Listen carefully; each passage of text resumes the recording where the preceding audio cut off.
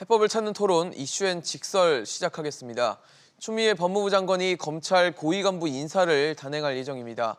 이번 인사로 윤석열 검찰총장이 입지에 어떤 변화가 있을지 초미의 관심사인데요. 이번 인사가 미칠 정치적 파장까지 두루두루 짚어보도록 하겠습니다. 오늘 함께해 주실 세 분의 전문가 소개하겠습니다. 부산 가톨릭대학교 차재원 특임교수, 동국대 정치외교학과 김종욱 외래교수, 그리고 서정국 변호사 나오셨습니다. 어서 오십시오. 안녕하세요. 네. 아마 이제 곧 검찰 고위 간부 인사가 발표가 될 것으로 보이는데 지난 1월에도 한번 인사가 있었죠. 추미애 장관이 임용이 된 이후에 이제 첫 인사를 했었는데 그 당시에는 윤석열 검찰총장의 최측근들을 좀 지방으로 발령을 보내면서 윤석열 총장의 손발이 잘렸다라는 표현이 나올 정도의 인사 후폭풍이 좀 있었습니다.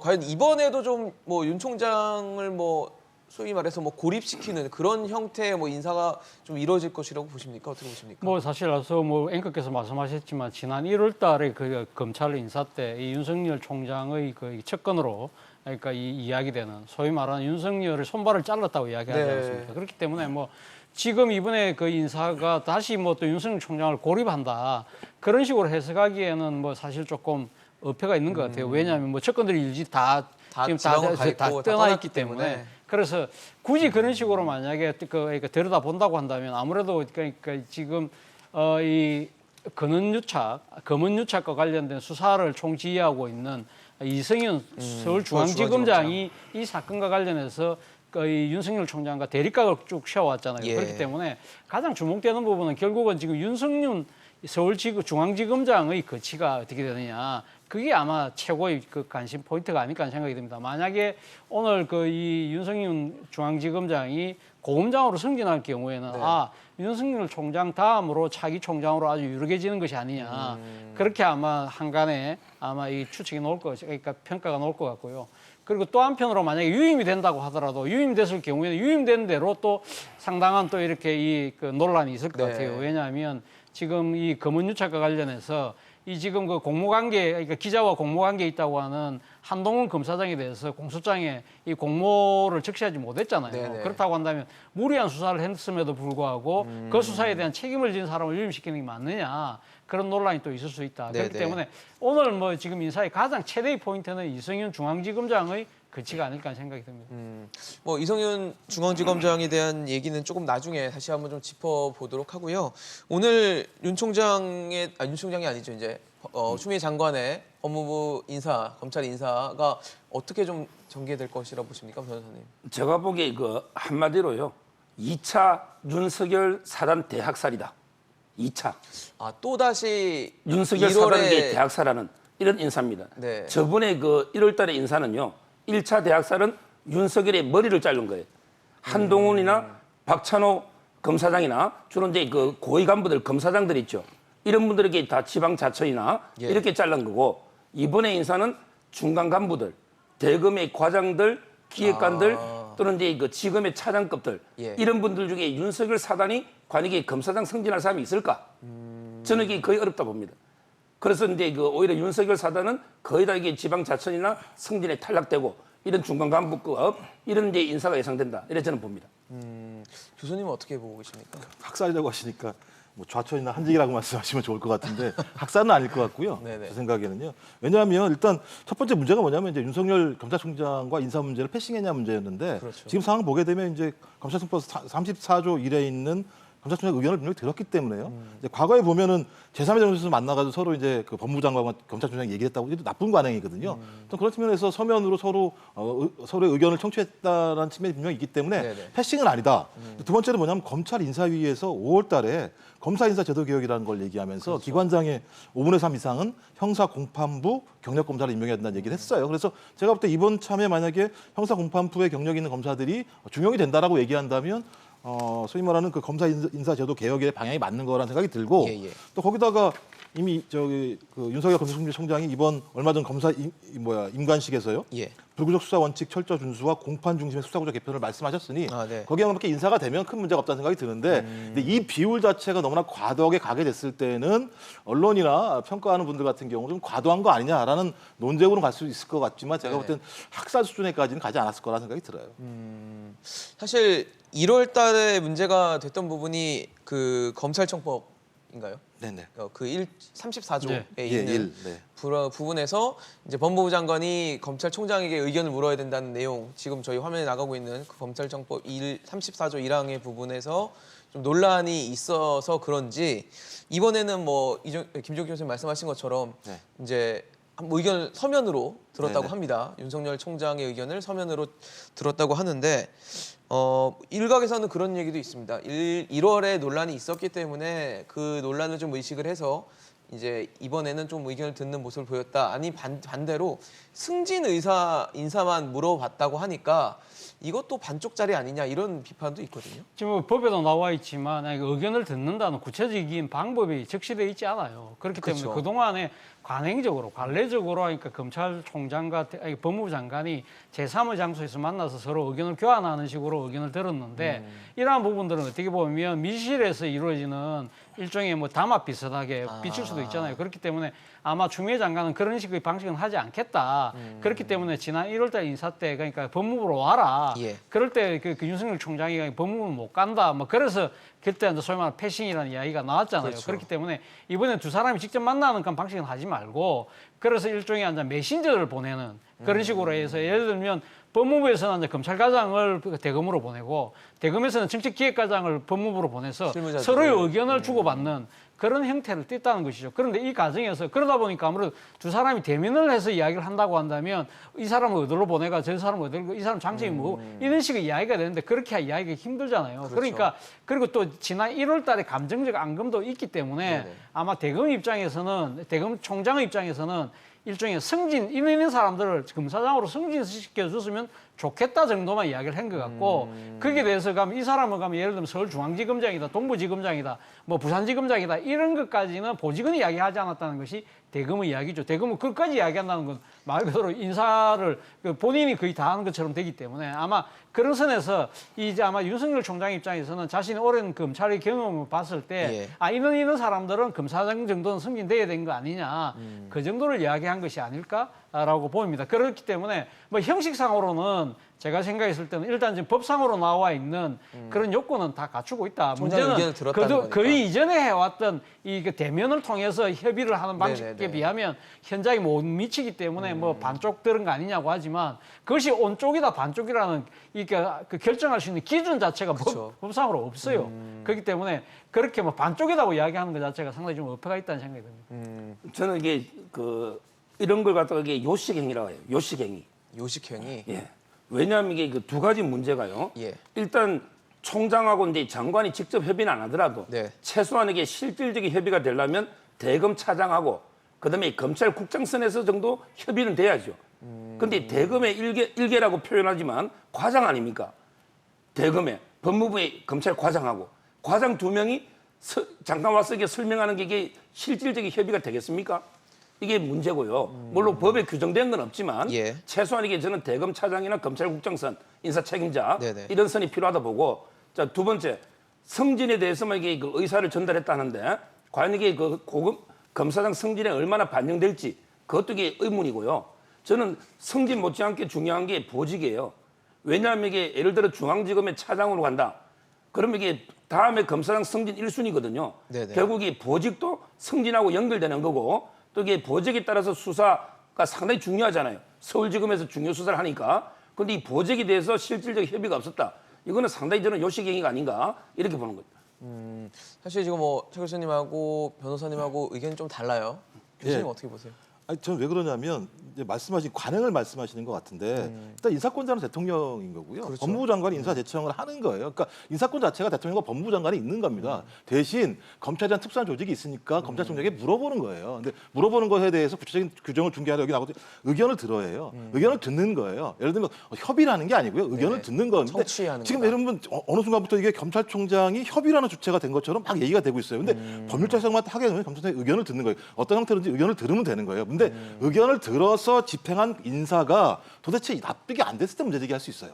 근데 지금까지 아직 발표가 안 났기 때문에 그렇죠. 절차상으로 하등의 하자가 없는 거다. 대신 나중에 발표가 났는데 이건 그야말로 말씀하신 것처럼 과도한다라고 얘기했을 때는 의견을 들었지만 전혀 의견을 수용하지 않았다라고 얘기할 수는 있겠죠. 하지만 법률적으로는 제가 볼 때는 큰 문제가 없는 거다. 네네. 오히려 1월에 비한다면 상당히 지금은 큰 문제 없이 진행된 거기 때문에 아마 언제 발표할지 모르겠지만 발표가 난 다음에 지금 말씀하신 부분들에 대해서는 논쟁을 하더라도 비판을 하더라도 그때 할 수 있다는 생각이 들어요. 지금은 아닌 것 같고요. 그러니까 사실 기본적으로 법상에서는 전혀 문제가 없는 네. 그 의견을 들었다는 것 자체가 성립이 됐기 때문에 문제가 없지만 지금 뭐 변호사님 말씀은 어쨌든 관행적으로 해왔던 것들에 비해서는 요식행위적인 부분이 분명히 존재를 한다라고 하셨는데 말씀하신 것처럼 인사가 나봐야지 뭐 뚜껑을 까봐야 이제 알 수 있는 부분이기 때문에 그 부분은 또 인사가 발표된 후에 평가를 할 수 있는 부분인 것 같습니다. 그리고 이번에는 좀 아까 뭐 차 교수님 네. 중요하게 지적을 해주셨던 가장 이번 인사의 최대 관심 포인트라고 할 수 있는 이성윤 서울중앙지검장의 뭐 입지라고 할 수 있겠죠. 유임이 될지 아니면 뭐 다른 자리로 더 갈 수 있을지. 근데 사실 지금 이성윤 지검장이 채널A 그 전 기자 강요미수 사건으로 윤석열 검찰총장과 굉장히 대립각 마찰을 빚고 있는 상황이었기 때문에 이 지검장에 대한 인사가 어떻게 좀 아까 뭐 유임이냐 뭐 승진이냐 얘기를 해주셨는데 어떻게 결론이 좀 날 거라고 예상하십니까? 그러니까 지금 이성윤 중앙지검장이 그러니까 이제 연수원 기수로 23기입니까? 23기. 예, 그래서 지금 그 대검 총장인 그 지금 윤석열 총장하고 동기거든요. 네네. 동기이기 때문에 사실은 어떻게 보면 서울중앙지검장에서 고검장으로 승진시키지 않고 다른 지검장으로 보내기는 상당히 어렵다는 겁니다. 그렇다고 한다면 결국은 고검장 승진이 만약에 옮긴다면 고검장으로 승진을 하는 것인데 승진할 경우에는 아마 윤석열 총장 다음이 될 가능성이 상당히 높다. 차기 총장이 될 가능성이 높다. 문제는 그렇게 될 경우에 그런 식으로 많은 사람들이 해석할 경우에는 이 이성윤 중앙지검장이 사실은 이 지금 논란의 중심에 있잖아요. 그렇죠. 이 지금 뭐 대통령과의 그런 학연이라든지 그동안의 쭉 이 행태 자체가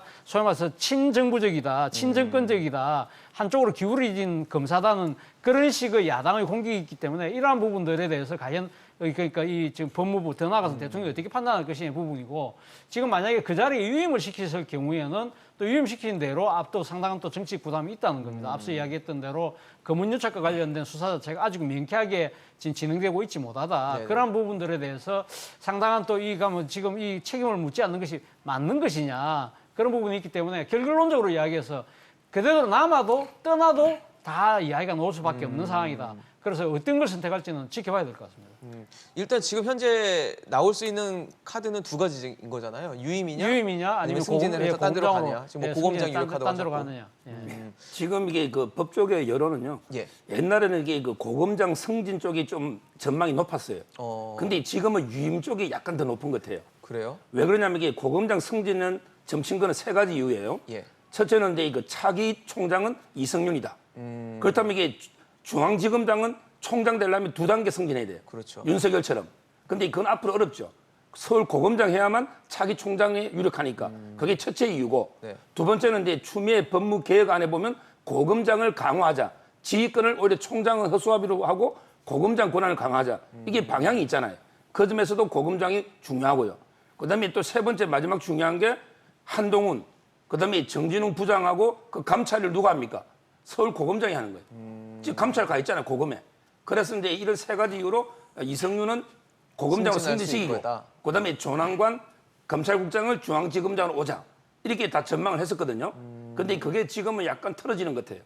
왜냐하면 이게 그 한동훈 수사가 상당히 처음 예상하고 다르게 공모도 적시 못하고 수사가 좀 이게 엉뚱한 방향으로 흐르고 있잖아요. 그 점에서 여러 가지 승진이 좀 부담이 되고 또 수사가 마무리가 안 되니까 전쟁 중에 장수를 바꿀 수 없잖아요. 그래서 중앙지검에 큰 수사도 있으니까 유임도 지금은 상당히 폭이 높고 그래서 지켜봐야 될 것 같아요. 그러면은 변호사님은 유임 쪽에 무게를 좀 두겠다고 보시는 건가요? 처음에는 이게 저는 고검장 승진을 점치다가 네네. 지금은 유임될 수도 있겠다. 그 이런 생각이 논리가 들어요. 좀 효과가 있다고 보시는 거군요. 논리 자체가. 그렇죠. 지금 큰 수사 도중에 네네, 바꾸는 게 좀 바꾼다는 게. 부담이 될 것 같아요. 교수님은 어떻게 보십니까? 저는 상당히 이게 상당한 딜레마일 것 같은 생각이 그러니까요. 들어요. 좀 왜냐하면 어렵네요. 일단 이성윤 지검장의 고검장 승진도 있지만 그것만 있는 게 아니잖아요. 여기 이정현 1차장 그다음에 몸싸움의 정진웅 네네. 형사 1부장 같은 경우도 검장 승진 대상인데 그렇죠. 누구는 승진시키고 누구는 승진 안 시키게 될 수 없는 상황이 돼버린 상황이고 거의 한 몸처럼 된 상황이기 때문에 그런 것 같고요. 그다음에 또 만약에 유임을 한다고 하더라도 유임을 시키면 다시 견제시키는 거야? 검찰총장? 이런 또 논란이 불 수도 분명히 있는 거고요. 근데 풀리지 않는 문제는 뭐냐면 법무부 장관이 검언 유착 의혹이라고 제기를 먼저 했어요.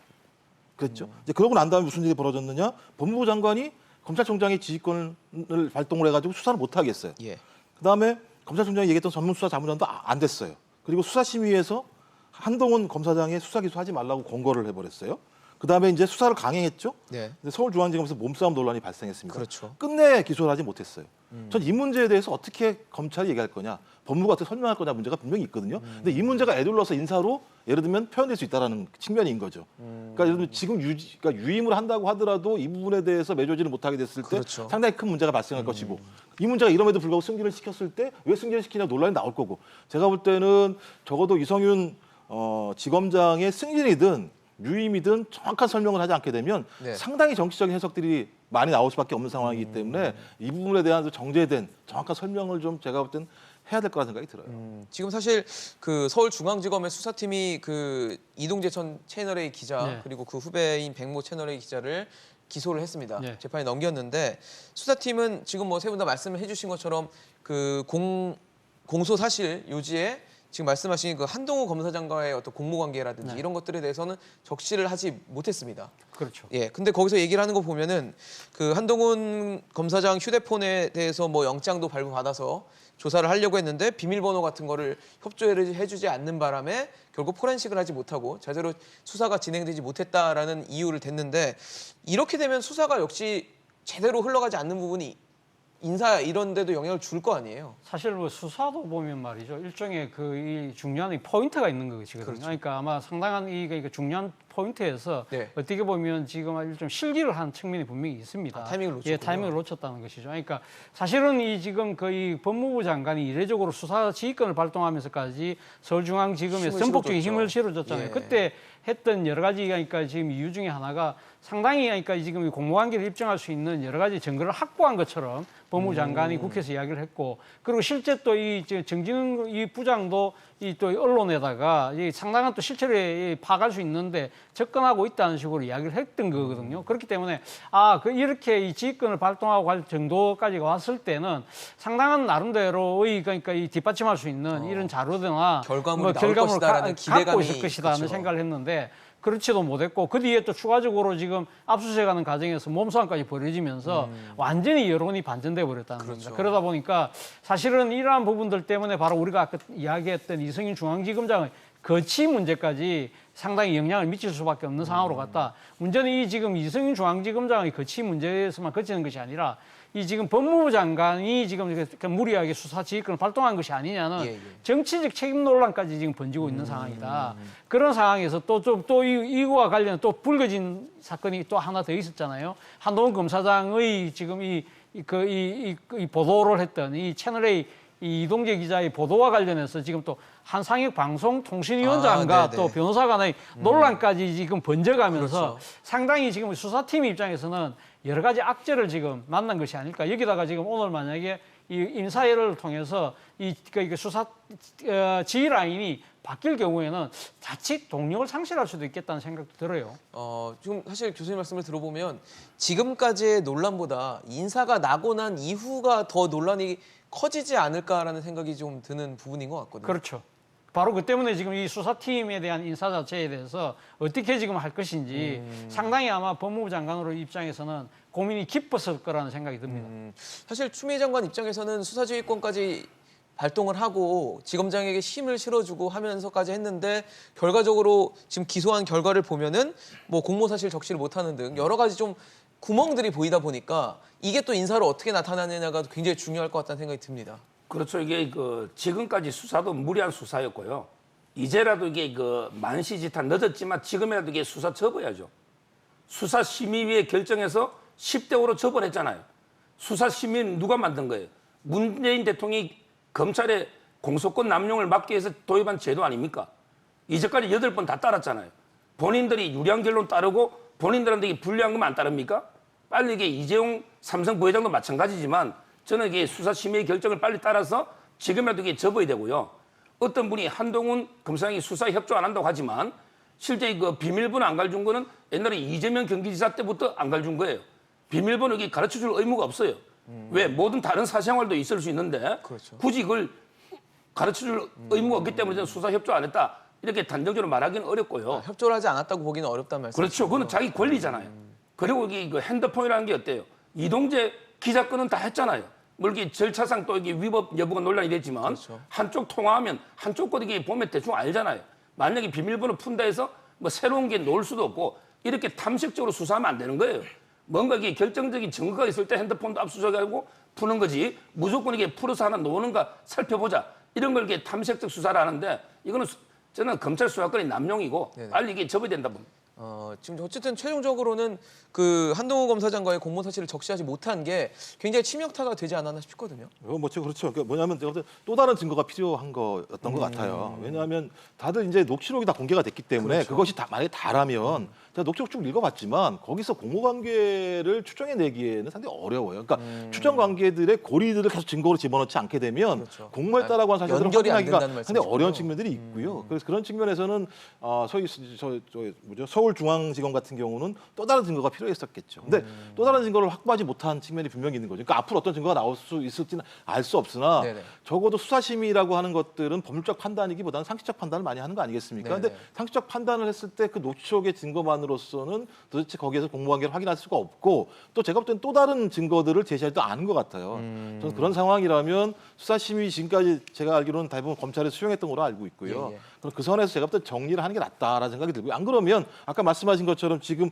그 위에 또 이제 검언유착에서 권언유착까지 엄청나게 제가 볼 때 소모적인 논쟁들이 좀 벌어지고 있는 거예요. 네네. 제가 볼 때 녹취록 자체가 만약에 소위 검언유착이라는 사실들을 확인하지 못하게 된다면 권언유착 논란도 제가 볼 때 별 의미 없는 논란이 될 수밖에 없기 때문에 저는 제가 볼 때 검찰이 이 문제와 관련해서는 매듭을 질 필요가 있다. 네네. 확진적 증거가 있다면 빨리 얘기를 해야죠. 왜 이렇게 혼란스럽게 합니까? 저는 그런 측면에서는 좀 빨리 좀 검찰이 입장을 정리할 필요가 있다고 생각을 합니다. 확실한 입장을 내놓는 게 지금 뭐 어쨌든 복잡한 상황을 좀 조금이라도 정리할 수 있는 예, 그렇죠. 그런 왜냐하면 상황이겠죠. 계속 이렇게 가게 되면 또 다른 증거를 확보하기 위해서 또 과도한 수사가 들어가지 않겠습니까? 그랬을 때 검찰에 대한 신뢰가 높아질까요? 제가 볼 때 그렇지는 않을 또 거라 생각이 실추될 들어요. 수 있는. 네네. 그렇습니다. 사실 앞서서 차 교수님 말씀해 네. 주셨던 그 민변 출신의 권경애 변호사와 한상혁 방송통신위원장과의 어떤 그 SNS 상에서 논란 네. 그게 논란이 됐었고 지금은 글이 지워졌고 또 권경애 변호사가 그 기억의 오류를 좀 네. 인정하는 듯한 발언을 하면서 근데 정리는 안 됐어요 사실. 정리가 안 됐죠. 오히려 네. 더 사실 어떻게 보면 이 궁금증이 더 커질 수밖에 없는 네네. 상황으로 지금 치닫고 있는데 일종의 진실 게임 양상으로 치닫고 있는 상황입니다. 어제 첫 보도가 나왔을 때만 하더라도 저도 이걸 들으면서 진짜 이거 근원유착 아닐까라는 생각을 했었어요. 지금 이 권경애 변호사의 주장대로 그러니까 이게 사실이라면 예, 사실이라고 네. 한다면 맨 처음에 이 권경애 이 변호사가 올려놓은 그 이 글에 의하면 예. 상당히 이 방송을 그 관장하는 아주 중요한 높으신 분이 전화를 해서 MBC 보도가 되기도 전에 먼저 그 이야기를 하고 그러니까 한동훈 곧 쫓겨갈 거라는 식으로 이야기했다. 그렇다고 한다면 이건 뭐지 이런 생각을 할 수밖에 없는 상황이잖아요. 그런데 어제 이 두 사람의 지금 그 이야기가 이제 다 언론에 공개가 되면서 그렇죠. 일단 권경애 변호사가 통화 시점 자체를 자신의 기억을 오류라고 바로 잡았어요. 그렇기 때문에 MBC 보도 이후에 그러니까 지금 처음에는 통화가 MBC 보도 MBC 보도 전에 전이라고 했는데 이해했는데 그게 문제가 있었다는 본인이 거죠. 직접 MBC 보도를 못 본 상태에서 전화를 받았기 때문에 그 뒤에 나중에 MBC 보도를 봤기 때문에 자기가 기억에 오류가 있었다. 전이라고 생각했는데 알고 보니까 나중이었다. 나중이었다. 그래 이야기하고 또 실제적으로 또 한상혁 이 지금 방송통신위원장은 한동훈 이야기를 본인이 안 했을 거라는 식으로 또 이야기를 해요. 본인도 정확하게 기억을 못 한다는 겁니다. 그건 권경애 변호사가 1시간 반 동안 통화를 했다고 하는데 예. 본인이 지금 그 휴대폰에 남아 있는 통화 기록을 보면 23분간 했다고 그래요. 그렇다고 한다면 본인 입장에서 만약 한동훈 변호사 검사장을 이야기를 했다고 한다면 자신이 과거 변호사 때 법률 대리인으로서 이 지금 그 한동훈 검사장의 수사하는 걸 옆에서 봤는데 상당히 수사 기법이 상당히 대리인 입장에서는 상당히 조금 받아들이기 힘들었던 그 나쁜 기억이 있었던 것 같다. 그렇기 때문에 한동훈 검사장에 대해서 네. 아마 상당히 안 좋은 이야기를 했을 가능성이 있다고 아마 본인이 이야기를 했고요. 그렇다고 한다면 그때 그 보도에는 A 검사장으로 나왔는데 네. 그 A 검사장을 어떻게 한동훈 검사장으로 특정할 수 있느냐고 물으니까 이분이 하는 이야기는 사실 그 지금 윤석열 총장의 측근이고 검사장이라고 하면 누구나 다 이 한동훈 한동훈을 검사장을 생각하지 유추할 수밖에 않겠냐. 없고 사실 알만한 사람 다 아는 상황이었다고 이야기를 한 거고요. 그리고 또 경기경 변호사가 이야기한 부분 중에 그날 통화에서 윤석열 총장 뭐 장인 또 부인 이야기하면서 쫓아내야 된다고 이야기한 부분은 본인 기억으로는 없다고 이야기하거든요. 네, 그렇게, 네, 네. 그렇기 때문에 어느 한쪽의 이야기를 지금 믿기가 좀 어렵네요. 어려운 네. 상황으로 지금 치닫고 있다. 그렇기 때문에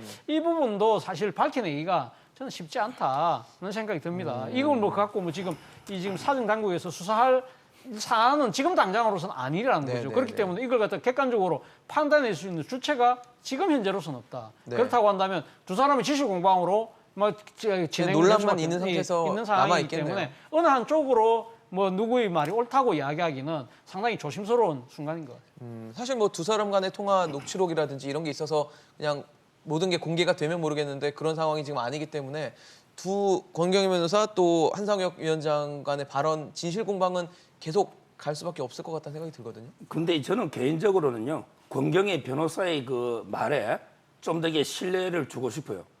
그런 게 왜 그러냐면, 첫째는요, 권 변호사가 이제 민변하고 참여연대를 거치면서 예. 같이 운동했어요.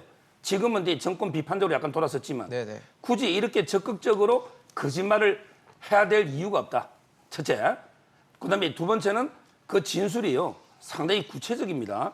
예를 들어 윤석열 부인이나 장모 이야기, 그리고 이제 그 옛날에 변호사하면서 입회하면서 한동훈에 대한 이야기, 이걸 이게 과연 완전히 지어내서 소설처럼 이게 할 수 있을까? 이게 두 번째 이야기고요.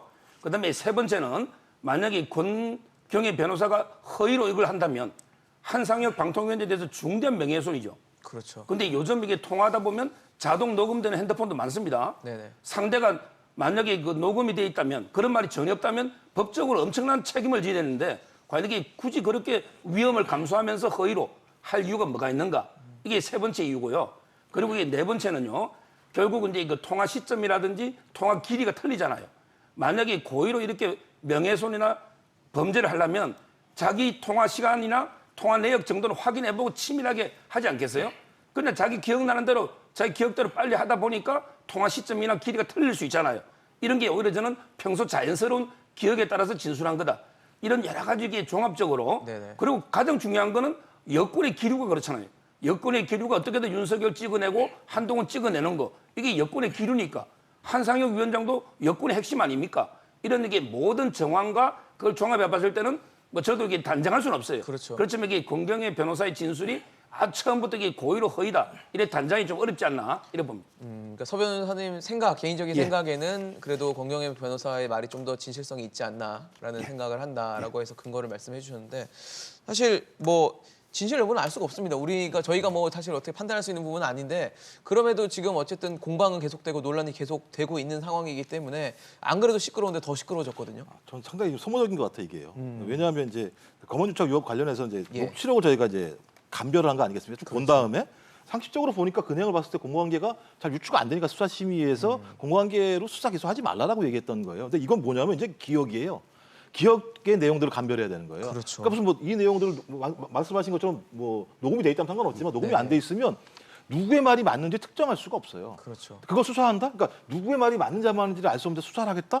전 이거 상당히 정치적인 거죠. 어떤 형태로든지. 만약에 검찰이 누가 수사하든 뭐 그런 게 생각이 들고 또 하나는 MBC 보도 내용과 관련해서 하나는요. 예. 일단 MBC 보도 이후에 서로 통화한 거잖아요. 이후에 통했다는 사전 거죠, 인지는 결과적으로는. 서로가 마찬가지 기억이 오를 예, 얘기했으니까. 또 MBC 보도에 의하면 윤석열 최측근이라고 보도에 나갔어요. 그 MBC 보도 내용에. 그럼 뭐 추정해 볼 수 있는 거죠. 한동훈 검사장이라고 하는 측면들에 대해서. 이제 하나는 뭐냐 그러면 나머지는 서로가 얘기하고 있는 기억의 내용들을 가지고 그것이 실제로 사전 인지의 증거가 되느냐 또는 아니면 권한 유착의 증거가 되느냐 이런 논쟁을 벌여야 된다는 생각이 드는데 네네. 서로 말이 다 달라요.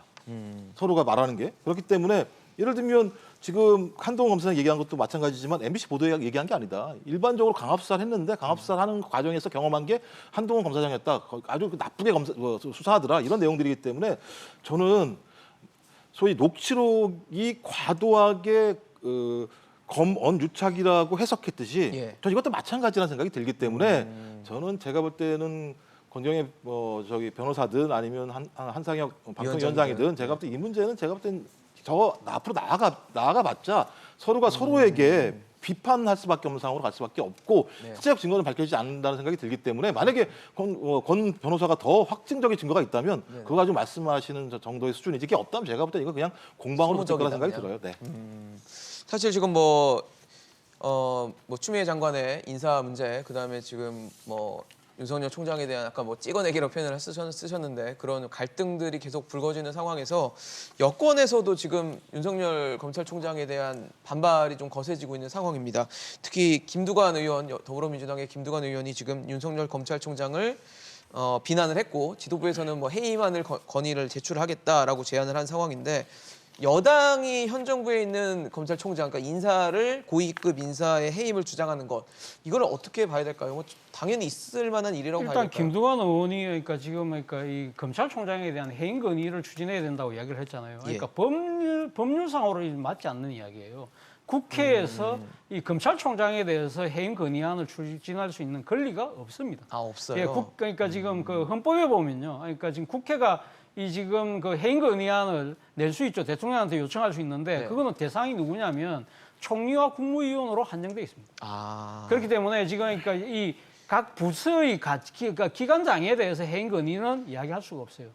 그렇기 때문에 해임 건의를 한다는 것 자체가 정치적으로 대통령한테 그러니까 지금 해임 건의를 해임 좀 시켜주십시오 이렇게 이야기할 수는 있지만 국회 차원에서 뭔가 이렇게 표결을 통해서 할 수 있는 방안은 없다. 대상은 자, 아까 말씀하신 대로 그렇죠. 국무총리 예. 그리고 소위 말해 장관들이겠네요. 그렇죠. 국무위원들. 그러니까 국무위원들. 네, 장관도 다 포함이 다- 돼 있고. 그러니까 다 장관이라고 해서 다 국무위원은 아니거든요. 아니니까, 네. 예, 그러니까 국무위원들만 그런 거고요. 그리고 또 실제 대통령한테 가면 해임 건의를 한다고 했을 때도 대통령 가면 과연 해임할 수 있느냐? 물론 지금 그러니까 검찰총장은 2년이라는 임기가 있어요. 그렇기 그렇죠. 때문에 마음대로 해임할 수 없어요. 그러니까 대통령이 그러니까 지금 그러니까 이 검찰총장이 하는 부분들에서 네. 마음에 안 든다고 해서 내가 임명권자니까 해임할 수 있다고 해서 해임을 강제적으로 했을 경우에는 오히려 법적으로 상당히 문제가 될 수 있습니다. 예를 들면 2008년도였죠. 2008년도에 임기가 있는 한국방송공사 사장 정연주 사장을 네. 이명박 대통령이 해임을 했어요. 그래서 결국 법적으로 다퉈서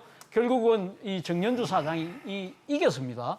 그런 사례가 있거든요. 그렇기 네네. 때문에 대통령도 함부로 해임할 수 없다. 자, 그러면 그러니까 이 검찰총장부터 검사이기 때문에 결국 이 검사에 대해서 징계 자체는 징계 절차를 밟을 수밖에 없어요. 그렇다고 한다면 지금 법무부 장관이 징계 절차를 밟아서 뭔가에서 그러니까 해야 되는데 예. 징계를 하는 부분에 있어도 외부 심사위원들이 참여하는 징계위원회가 따로 있습니다. 거기서 아마 결론을 내야 될 것 같고요. 만약에 국회에서 그 윤석열 총장에 대한 뭔가 조치를 한다고 한다면 할 수 있는 방법은 탄핵이죠. 탄핵인데 탄핵도 뭐냐면 헌법과 법률을 위반해야 했을 때 추진할 수 있습니다. 그렇기 때문에 지금 윤석열 총장이 지난번 그 초임 검사들 인간식 때 했던 발언 자체가 네. 이것이 과연 헌법과 법률을 위반했느냐? 이 부분에 있어서는 아마 민주당 내에서도 고개를 갸웃거릴 분들이 꽤 많을 거라고 봅니다. 그렇기 때문에 저는 김두관 의원이 사실 이 발언 자체가 상당히 그러니까 적절치 못했다. 네. 오히려 윤석열 총장을 정치적으로 띄워주는 결과밖에 안될 낫지 않았을 것이다. 것이다 하는 생각이 듭니다. 사실 윤석열 총장이 지난 3일에 이제 신임 검사 신고식에서 작심 발언식으로 얘기를 했던 게 이제 헌법의 핵심 가치인 자유민주주의에 대해서 독재랑 전체주의를 배격하는 진짜 민주주의를 말하는 것이다라고 하면서 지금 여당에서 문제를 삼고 있는 거는 이 독재와 전체주의를 배격한다라는 표현이 이 김두관 의원에 따르면 대통령을 이제 지목해서 발언하는 게 아니냐라면서 윤석열 검찰총장의 어떤 해임이 필요하다라는 주장을 하는 거거든요. 근데 지금 차 교수님 말씀 들어보면 국회는 그런 권한이 없는데요. 국회는요, 이제까지 이게 2000년 이후에 33건이 해임 건의안이 있었어요. 33건. 근데 전부 다 이게 야당이 했고, 야당이 했어요. 건의안 제출을 야당이 했어요. 예. 그리고 이제 전부 다 국무총리나 국무위원회에 관한 거예요. 헌법에 국무위원회라고 돼 있잖아요. 네네네. 검찰총장이 국무위원은 아니잖아요. 그렇죠. 따라서 이게 대상도 아니고 저는 여당이 하는 걸 처음 봤어요. 임명권자가 대통령인데 야당이 해야지 어떻게 여당이 행건이 합니까? 그래서 이제 그 헌법상도 안 맞고. 예. 자, 두 번째 그 차재원 교수님이 징계 이야기했는데 그것도 안 돼요. 왜냐하면 이게 법관 징계와 검사 징계는 공무원 징계가 틀립니다. 법관에 준해서 검사는 신분 보장이 돼 있어요. 그래서 이제 검사 징계법에는 중징계, 경징계가 있는데 예. 결국은 이제 그 중징계는 뭐 면직, 정직, 감봉 정도 네네. 이 정도를 해야지 이걸 해임을 관에게 할 수 있는지 파면이나 네. 이게 징계법상으로 좀 신분 보장 문제 있기 때문에 그것도 논란이 될 수 있는 거고요. 네. 뭐 저는 탄핵 정도가 적정한 선이 아닌가 이렇게 그 보는 거고. 만약에 근데 내려오게 한다면 탄핵이 내려오게 가장 한다면. 적합한 방법이다. 예. 근데 제가 김두관 의원께 저는 지적하고 싶은 게 과연 이게 그 윤석열 총장이 탄핵이나 해임 당할 만큼 잘못한 게 뭐 있느냐 말이에요. 총장이 가장 중요한 게 살아있는 권력 수사하는 거 아니에요. 수사 열심히 한 거지 윤석열 총장이 직접 법을 어기거나 뭐 뇌물을 받거나 그게 없잖아요. 근데 자, 한번 보세요. 국회의원 임기 4년이죠. 네네. 근데 본인 2년하고 그만두면 됩니까? 대통령 5년이죠. 그럼 3년만 하고 그만둬. 그럼 이게 대법관 6년이죠. 3년만 하고 그만둬 안 되잖아요. 저는 검찰총장도 임기 2년 법에 보장됐잖아요. 그렇죠. 윤석열 근데 총장이 왜 내년 무슨 7월, 이유로 내년 1년만 하고 7월까지. 당신 그만둬? 이게 뭐 때문에 되는 겁니까? 정당한 사유가 없잖아요. 따라 저는 뭐 실체적인 사유를 보나, 그다음에 이 법에서 과연 해임 건의안 자체가 헌법상 안 되는 거로 보나, 뭐로 보나 이게 저는 상당히 김두관 의원의 그 요구 있잖아요. 이거는 여러 가지로 이게 부당하다 이렇게 봅니다. 사실 뭐 두 분 말씀만 들어봐도 윤석열 검찰총장을 자리에서 내려오게 한다는 게 사실 뭐 법적으로도 맞지 않고 되지 않을 것 같다는 생각이 좀 드는데요. 그러니까 뭐 일단 여당은 대통령 인사 실패를 인정하는 것밖에 안 돼요. 그렇게 되면. 아까 뭐 대통령이 33번이 임명을- 다 야당이었는데 이번에 그러니까 여당이 했다는 것 대통령이 자체도 임명한 분이기 때문에 그렇다는 말씀을 드리는 거고 또 하나는 발언의 의도성을 추정하면서 탄핵이나 해임안을 얘기하는 건 상당히 문제가 있어요. 근데 저는 하지만 윤석열 검찰총장은 상당한 실수를 했어요 이번에. 왜냐하면 언론이 주목을 했습니다. 무슨 말을 할까? 그렇죠. 그쵸? 입을 닫고 있었다가 그렇죠. 첫 입을 여는 자리였기 그다음에 때문에 대학교 1학년생들한테는 할 얘기예요. 예를 독재와 전체주의를 배격하는 것은 진짜 민주주의다. 대상이 이거- 신임 검사들이었죠. 그러니까요. 이게 이제 정치학 개론에 법학 개론에 나올 만한 내용들인데요. 이걸 왜 얘기했을까? 이거 나치와 사회주의를 얘기하는 거예요. 상당히 의도성이 있다라는 거예요. 누가 본다고 하더라도 언론이 주목하고 있고 그 상황에서 이게 굳이 들어가야 될 내용이 아니라 안에도 불구하고 본인이 직접 써서 들어갔다고 얘기하는 거에 대해서 다른 사람들이 이거 법률적인 말씀을 드리는 게 아니라 당연히 정치적 의도가 있는 거 아니야? 라고 해석할 해석을 수밖에 했을 때는. 없다는 거죠. 두 번째가 또 뭐냐면 무슨 얘기를 했냐면 국민으로부터 위임받은 법 집행 권한. 이거 상당히 위험한 얘기예요.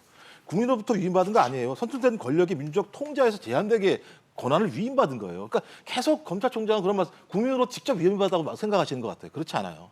그러니까 제부터 이건 민주주의에도 위반되는 내용들이에요. 이런 내용들을 가지고 말씀을 하시니까 항상 예를 들면 우리는 무소불위처럼 외부에서 느끼게 되는 거예요. 저는 그래서 왜 이런 말씀을 하셨을까? 오히려 아까 제가 말씀드렸던 것처럼 예를 들면 그 공판 중심의 수사 관행들이 바뀌고 있으니까 네네. 거기에 맞게 신임 검사들은 거기에 맞게 시대의 변화에 맞게 가라라고 막 말씀하셨다고 얘기한다면 이런 논란 제가 또 안 생겼을까라는 생각이 들거든요. 근데 이 앞에 대목에 대한 의도성, 그다음에 국민이라고 하는 얘기가 국민과 정부를 서로 다른 걸로 이제 보는 것 같은 느낌을 주기 때문에 이쪽에서는 어떤 의도성이 있는 것이 아니냐라고 하는 측면에서 상당히 반발하는 거죠.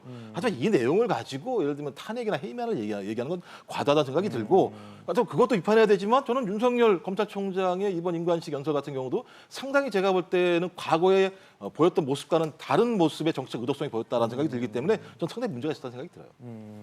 사실 있었던 뭐 해임안 제출 이런 것들이 아까 차 교수님께서는 네. 오히려 윤석열 검찰총장의 어떤 지지도나 국민적인 관심도를 높이는 결과를 가져왔다라고 말씀을 해주셨는데 최근 차기 대선 주자 선호 조사를 계속 하잖아요. 지금 저희 화면에 나가고 있지만 일단 1, 2위를 차지하고 있는 이낙연, 이재명 두 인물은 여당에 있는 인물들이고 윤석열 총장이 뭐 야당에 소속돼 있지는 않지만 범야권으로 봤을 때는 1위를 차지하면서 굉장히 지지율을 높이는 모습을 보이고 있거든요. 네.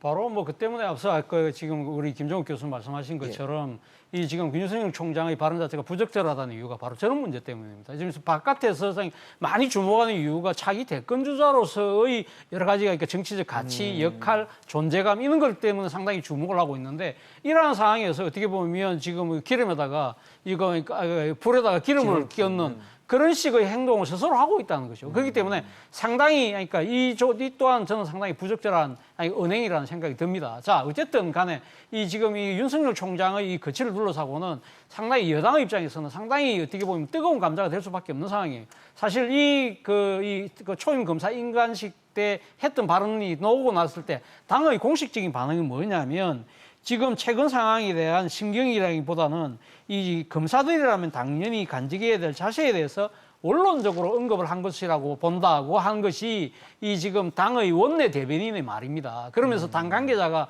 지금 뭐라고 이야기를 했냐면 우리는 여기서 공식적으로 코멘트하지 않을 거야 라고 이야기를 한 거예요. 그러니까 상당히 부적절해 보이지만 그렇다고 해서 딱 법률을 뭐 벗어났다든지 위반했다는 것이 아닌 상황에서 섣부른 이 지금 거기에 대한 코멘트 자체가 오히려 윤석열 총장의 정치적인 존재감만 키워주는 그런 상황이 될 수밖에 없었다. 그럼에도 불구하고 왜 그럼 김두관 의원이나 다른 여당의 의원들은 지금 공격을 할 수밖에 없느냐.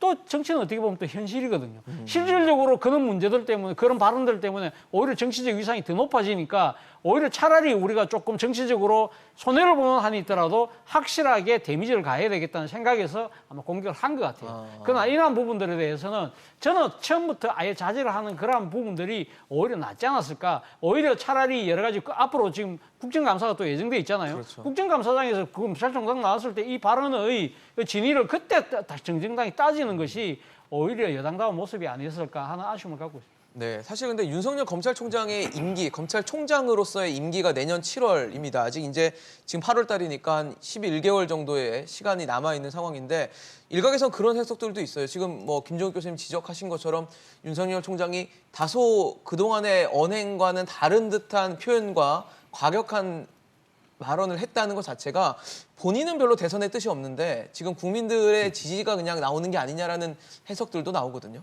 제가 보기에 윤석열 총장은요, 저는 정치에 입문 안 할 걸로, 정치에 뜻이 없는 걸로 보고요. 뜻이 없다고 보세요. 만에 하나 이게 정치에 뛰어들면요, 제2의 반기문처럼 그냥 쓰러집니다.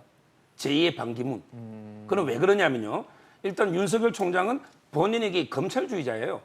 확고하게. 근데 어떻게 정치에 뛰어드는, 정치하고 법치는 전혀 틀립니다. 그렇죠. 작동 원리가. 네. 법치는 오로지 법과 원칙만 따지면 되지만 정치는 소통하고 대화하고 타협하는 이런 게 민주주의와 법치주의는 서로 이게 좀 상극적인, 서로 이게 대립되는 측면도 있기 때문에 저는 윤석열 총장이 안 할 걸로 보는데 만약에 하면요, 내년 7월까지 총장 마치고 바로 대선 뛰어들면 우리나라의 대통령이 검찰만 합니까? 경제도 알아야 되고 외교도 알아야 되고 어느 세월에 이게 준비하고 공부를 합니까? 저는 결국에 반기문 총장도 이게 외교야 전문가죠. 그렇지만 이게 다른 분야가 다 되는 게 아니잖아요. 저는 윤석열 총장도 만약에 정치에 뛰어드는 순간 지금 준비가 안 됐잖아요. 네네. 정치도 이제는 직업 정치인들이잖아요. 네. 오랫동안 준비하고 국회의원도 몇 번 하고 여러 가지 도지사도 하고 시장도 하고 이런 분들이 저는 해야지 갑자기 어느 분야에서 성공에 대해서 정치에 뛰어들어서 바로 대선에 직행한다. 이거는 상당히 어렵고 저는 바람직하지도 않다. 이래 봅니다. 혹시 그러면 지금 차기는 시간이 없으니까 차차기에 대해서는 어떻게 보세요?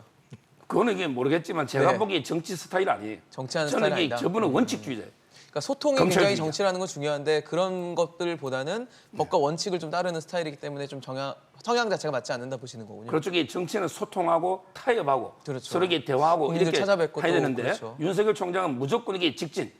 근데 자기 원칙대로 간다. 이렇기 때문에 저는 정치에 적합지 않은 것 같아요. 김종욱 교수님 어떻게 보십니까? 일단 뭐 검찰총장 임기를 마치고 난 다음에 본인이 뭐 정치를 하고 말고는 본인 자유 판단이라 생각이 선택이겠죠. 들고요. 그다음에 근데 이제 본인이 이제 정무 감각도 없다고 얘기했고 검사만 살아왔다고 말씀하신 분이 그러니까요. 대선 후보의 높은 위치에 있다라고 하는 건 우리 사회에 저게 좋을 것인가라고 하는 고민들이 분명히 좀 있는 측면이 있는 것 같습니다. 또 반대로 뭐냐면 지금 통합당이 지지율이 좀 올라가니까 좀 반색을 하고 있지만 네네. 거기에 대해서 제가 볼 땐 이건 또 통합당이 상당히 쑥스러운 상황이기도 해요. 왜냐하면 야권 지지율이 1위가 지금 대통령이 임명한 검찰총장이 1위를 하고 있다는 상황 자체가 그렇게 인물이 없나라는 예, 얘기가 예, 나오죠. 그렇죠. 그러니까 대선 인물 부재한 거 아니야라는 측면들이 분명히 있기 때문에 난감할 것 같고요. 정말 지금 상황은 오히려 더 중요한 건 뭐냐면 지금 통합당이 진짜 그야말로 국민들이 믿을 만한 인물들을 내세워서 우리가 어떤 방향을 갈 것인지에 대한 모습을 드러내는 상황이 돼야 되는데 네네. 오히려 계속 윤석열 검찰총장이 그 앞을 가릴 수 있다는 측면이 분명히 있어요. 저는 그런 측면에서는 정당이라고 얘기하면 지금 있는 검찰총장 얘기가 중요한 게 아니죠. 또 거기다가 검찰총장 계속 지지하게 되면 지금 살아있는 수사를 지금 살아있는 권력 수사를 하고 있는데 오히려 야당이 그걸 막 검찰 지지하게 됐을 때 그 수사에 대해서 국민들이 공정하게 볼 수 있겠습니까? 제가 볼 때 그냥 내버려 둬라. 내버려 두면 검찰총장대로 그냥. 내버려 두고 통합당 인물 만들으셔라. 7월 이후에 내년 7월 이후에 국민들이 윤석열 총장을 만약에 선택한다면 어쩔 수 없는 거 아니겠습니까? 근데 제가 볼 때 지금은 저기에 대해서 너무 좋아하거나 싫어하거나 이런 상황은 아니라는 생각이 들어요. 김준호 교수님 말씀이 굉장히 와닿는 게 네. 지금 뭐 1, 2위가 지금 이낙연 의원 네. 그리고 이재명 경기도지사 그래서 굉장히 큰 지지도와 관심을 받고 있는데 3위가 지금 윤석열 검찰총장이라는 게 야권에서 야당에서 제일 높은 사람은 지금 홍준표 의원이거든요. 그렇죠. 이게 이렇게 인물이 없나라는 비판이 나올 수밖에 없는 것 같아요. 바로 지금 그 통합당의 지금 현재 이 모습을 볼 수 있는 하나의 단적인 예다. 단적인 예죠.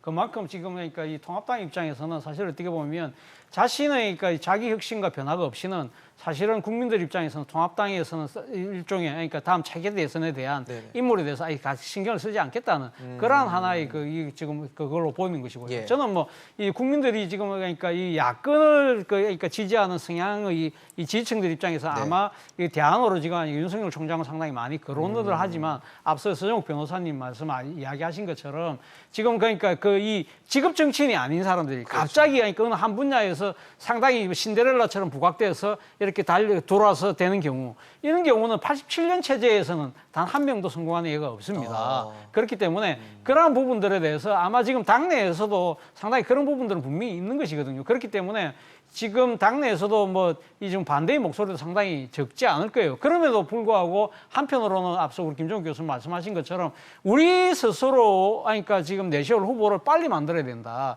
그러기 위해서는 그것보다 더 중요한 것은 당의 변화와 이거 혁신이라는 한골탈퇴의 모습으로 통합당에서 지지하는 사람이 국민들로부터 지지를 받을 수 있는 네. 이 구조를 만드는 것이 더 중요하다는 것이 지금 아마 통합당의 전체적인 생각이 아닐까 생각이 듭니다. 사실 통합당이 이번 총선에서 패배를 한 이후에 혁신을 하고 있냐에 대해서는 국민들도 굉장히 모호한 지금 대답을 하고 계시고 그리고 야당에서도 인물이 없다라고 하는데 지금 여당과 야당 특히 미래통합당과 더불어민주당의 지지율 격차는 굉장히 줄어들었거든요. 그러니까 이게 사실 야당이 잘했다기보다는 여당이 너무 요즘에 부동산 정책이나 이런 것에서 잡음이 일어나면서 못해서 이런 거 아니냐는 평가가 나옵니다. 어떻게 보십니까? 그렇죠. 이게 축구로 비유하면요. 결국 이제 통합당이 자대가 한 골 넣은 게 아니고 여당이 이제 자살골로 한 골 넣어서 겨우 이게 동점 정도 만들어놨는데 네네. 저는 여당이 잘못한 게 크게 두 가지 있다 봐요. 뭔가요? 뭐냐면 첫째는요. 결국 이제 국민의 먹고 사는 문제를 해결 못했다. 국민이 먹고 사는 문제를 해결 못한 정권이 동서고금에 성공한 예가 없어요. 부동산이든 또 이렇게 실업 있잖아, 청년 실업 이런 것도 있고요. 그다음에 두 번째는 결국 공정성과 도덕성이에요. 네. 조국 사태부터 관익의 기회가 평등하고 과정이 공정하고 결과가 정의로운가 이 점에서 저는 오히려 두 가지 이유로 지지율이 지금 떨어진 게 아닌가 이렇게 보입니다. 알겠습니다. 지금 오늘 이제 추미애 법무부 장관이 임기 취임한 이후에 두 번째 검찰 고위 인사를 발표할 예정입니다. 과연 지금 뭐 세 분 말씀 들어보니까 인사 이후에도 굉장히 후폭풍이 거셀 것 같다는 생각이 드는데요. 과연 인사 결과 어떻게 나올지 그리고 인사 이후에 또 어떤 얘기들이 나올지는 다음에 또 시간을 마련해서 토론해보는 자리 마련하도록 하겠습니다. 오늘 차재원 교수, 김종욱 교수, 서정욱 변호사였습니다. 말씀 감사합니다.